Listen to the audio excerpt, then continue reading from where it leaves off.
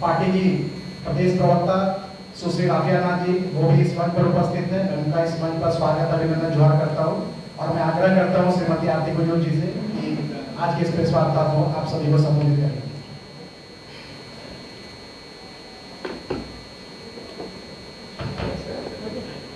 Hello, सभी को नमस्कार, जोहार। आज के इस प्रेस वार्ता में हमारे साथ हमारे प्रदेश की प्रवक्ता छोटी बहन सुश्री राफिया नाथ जी और साथ ही साथ मीडिया सह प्रभारी भाई अशोक जी और आप तमाम इलेक्ट्रॉनिक प्रिंट मीडिया के सबों को, सभी साथियों को, सभी बंधुगणों को मेरी ओर से जोहार।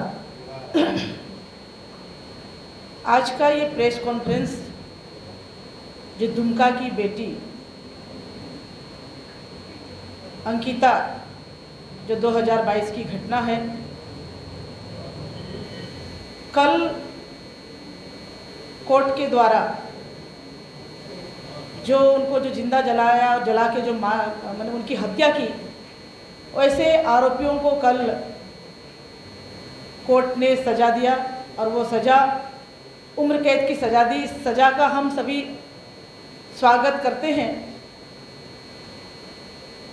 जो सज़ा दिया गया फास्ट ट्रैक कोर्ट के माध्यम से, उसका हम स्वागत करते हैं, किंतु इस स्वागत के साथ साथ सरकार से हम आग्रह भी करेंगे कि जब वो दुमका में उसके साथ जो घटना घटी और दुमका के बाद इलाज के लिए रिम्स लाया गया, रिम्स में जब हम लोग मिलने गए थे, उस समय मैं भारतीय जनता पार्टी महिला मोर्चा की प्रदेश अध्यक्ष थी। उस समय उन्होंने हम लोगों के सामने भी और बाकी और लोगों के सामने भी कहा था कि जिस हिसाब से जो आरोपी उनको तड़पा के मारे हैं, उन्हें फांसी की सज़ा हो। तो हम सरकार से यह आग्रह करते हैं कि हाई कोर्ट में अपील में जाएं और इन अपराधियों को के लिए फांसी की सज़ा की मांग करें। ये फांसी की सज़ा के लिए आगे प्रोसीड करें, ये हम उसके आग्रह करते हैं। हम इस फैसले का स्वागत तो करते हैं, लेकिन स्वागत के पीछे जो भयावह मंजर रहा है, उस पर ज़रूर हम कहना चाहेंगे। जब ये घटना घटी और जब दुमका में घटना घटी, घटना की जानकारी मिली, जानकारी के बाद उसे रिम्स रेफर किया गया, लेकिन उस समय ये जो सरकार थी, उन्हें एक एम्बुलेंस तक नहीं मिला कि वहाँ से हम रिम्स पहुँचाएं। विलम्ब से सही रिम्स तो पहुँची, लेकिन रिम्स में उसने दम तोड़ दिया और दम तोड़ने के कारण बाद जब ये घटना, उसमें हम सारे लोगों ने आंदोलन किया, भारतीय जनता पार्टी ने आंदोलन किया, महिलाओं ने भी आंदोलन किया और हमारे भारतीय जनता पार्टी दुमका जिला के जिलाध्यक्ष और उसके साथ और बहनों पर इस घटना के आंदोलन के कारण एफआईआर तक दर्ज हुआ। इस घटना के पीछे जब आंदोलन हुआ, जब बातें उठी, तो यहाँ इस मामले को दबाने का भी षड्यंत्र हुआ। उस समय के तत्कालीन डीएसपी नूर मुस्तफ़ा ने इस बहन के उम्र को बालिग, जो आरोपी शाहरुख जो है, उस शाहरुख को नाबालिग बनाने में लगातार लगे रहे और उसको नाबालिग करके ये षड्यंत्र जो हमें दिखाई देता है, तो ये लग रहा था कि ये कहीं ना कहीं इनकी एक षड्यंत्र है कि हम कैसे इन आरोपियों को बचाने का ही एक षड्यंत्र था। किंतु लगातार आंदोलन के कारण उनका जो मंसूबा वो रहा, वो मंसूबा में पानी फिर गया। ये दुमका में एक घटना नहीं, कई घटना लगातार घटी है। आप अंकिता के बाद देखिएगा तो उसके मतलब सप्ताह 15 दिन के बाद ही जरमुंडी में भी एक बहन को केरोसिन तेल डाल के जला दिया गया और वहाँ से जब इलाज के क्रम में जैसे रिम्स पहुँचे रिम्स पहुंचते, इमरजेंसी पहुंचते हैं 1 घंटा के बाद उसने दम तोड़ दिया। आप दुमका में ही देख लीजिए, अरमान ने भी एक नाबालिग आदिवासी बच्ची के साथ बलात्कार किया और जब वो गर्भवती हुई तो उसकी हत्या करने के बाद उसमें पेड़ में इस प्रकार लटका दिया गया जैसे कि उसने सुसाइड किया हो। कितनी घटना को कहेंगे आप देख लीजिए। संध्या तुपनो की घटना जो कि रांची तुपुदाना, ये राजधानी है, रांची तुपुदाना की घटना है जिसमें कि मवेशी तस्करों ने उसकी हत्या की। उस पर क्या हुआ? आप खुट्टी की घटना देखिए। खुट्टी में भी जो हमारी बाहर मतलब मुंबई से बहन आई थी इंटर्नशिप के लिए, वहाँ के पदाधिकारी ने उनके साथ बदतमीजी की, उनके साथ बलात्कार की कोशिश की। आप पलामू की घटना देख लें और अभी हंसडीहा की घटना तो आप लोगों ने देखा। हंसडीहा में भी जो विदेशी मेहमान आए उनके साथ सामूहिक दुष्कर्म की घटना हुई। तो मतलब कितने हैं, चाहे आप तुपुदाना में एक नाबालिग बच्ची के साथ सामूहिक दुष्कर्म की घटना है, खूंटी में मेला देख के लौट रही है तो उसके साथ सामूहिक दुष्कर्म की घटना हुई। आप मतलब पुलिस में, सेना में या बीएसएफ में बहाली के लिए प्रैक्टिस कर रही थी, बेड़ों में अहले सुबह अपहरण करके उनके साथ सामूहिक दुष्कर्म की घटना घटी। तो ऐसे कितने घटनाएं, लगभग 6,000 साढ़े 6,000 इन घटनाओं में लगभग 3,000 जनजातीय महिलाएं हैं। तो इन तमाम घटनाओं में क्या संजीदगी आपने दिखाया। आप दुमका की घटना में देखेंगे तो रूबिका पहाड़िया की जो बातें हैं और जो घटनाएं हैं, उनके साथ सामूहिक दुष्कर्म हुए।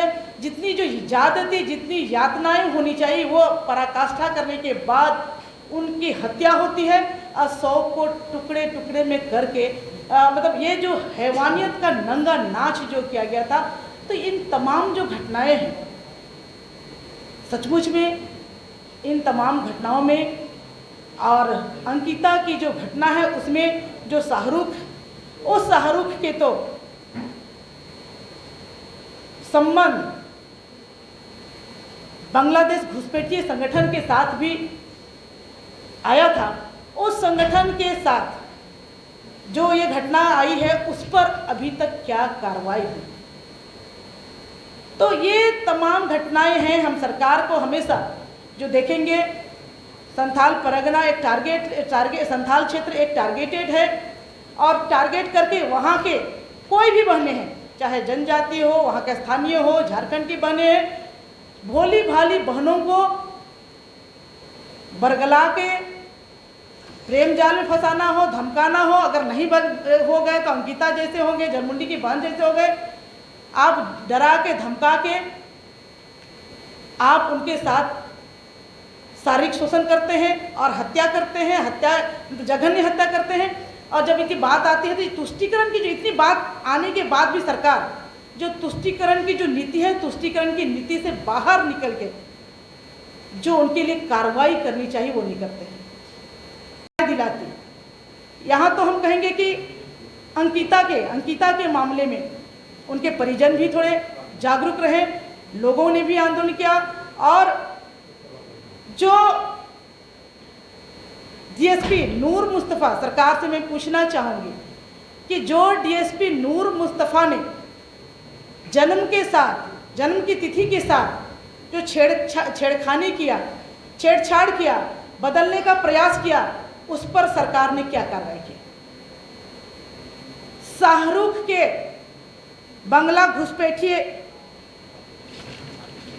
अंसार उल बंगला, जो बांग्लादेशी घुसपैठी संगठन से जुड़े होने के प्रमाण मिले हैं। इस अंसार उल बंगला के साथ वहाँ के जो लड़कों को ट्रेनिंग दिया जाता है और ये सिखाया जाता है कि यहाँ के भोले भाले महिलाओं को टारगेट करके उनके साथ संबंध जोड़ो, लव जिहाद के माध्यम से उसको प्रेम जाल में फंसाओ और उनका सब कुछ लूट लो। ये प्रमाण होने के बावजूद भी उस पर क्या कार्रवाई किया? कई ऐसी घटनाएं, उस पर भी कोई कार्रवाई नहीं हुई। संध्या टोप्पो की घटना पर क्या कार्रवाई हुई? तो ये जो बातें हम सारे लोगों ने किया, इतनी जो घटनाएं 6,000 साढ़े 6,000 की घटना जो हुई, इस पर चुप क्यों रहा? और बहुत सारे ऐसी घटनाएं, चूँकि अंकिता वाले में तो हो गया, लेकिन बाकी चीज घटनाएं जो नहीं बोलेंगे या कम रहेंगे, कमजोर रहेंगे, गरीब रहेंगे, उस पर क्या कार्रवाई सरकार नहीं करेगी? तो मैं ये कहना चाहूँगी कि ये जो घटनाएं हैं, महिलाओं के ऊपर जो घटना घटी है, लव जिहाद के माध्यम से, तुष्टीकरण के माध्यम से जो घटनाएं घट रही है, इस पर कार्रवाई हो। अंकिता के मामले में हम चाहेंगे कि सरकार वास्तव में जो मरते समय अंकिता ने कह के गई थी कि जिस प्रकार हम मर रहे हैं, जिस प्रकार हम तड़प रहे हैं, उनके हत्यारों को भी फांसी की सजा हो। हम सरकार से आग्रह पुनः करेंगे, तुष्टीकरण की नीति छोड़ दें, माँ बहन बेटियों की इज्जत के सामने वोट बैंक की राजनीति छोड़ते हुए वो हाईकोर्ट मूव करे और इन हत्यारों को फांसी की सजा हो, और इसके साथ जो तमाम घटनाएं हैं उस पर भी प्रोसीड करे। और लोगों को जो इतने खुलेआम घूम रहे हैं, लोगों को हिम्मत हो गई है। आप यहाँ पर सुखदेव नगर की घटना भी देख लीजिए।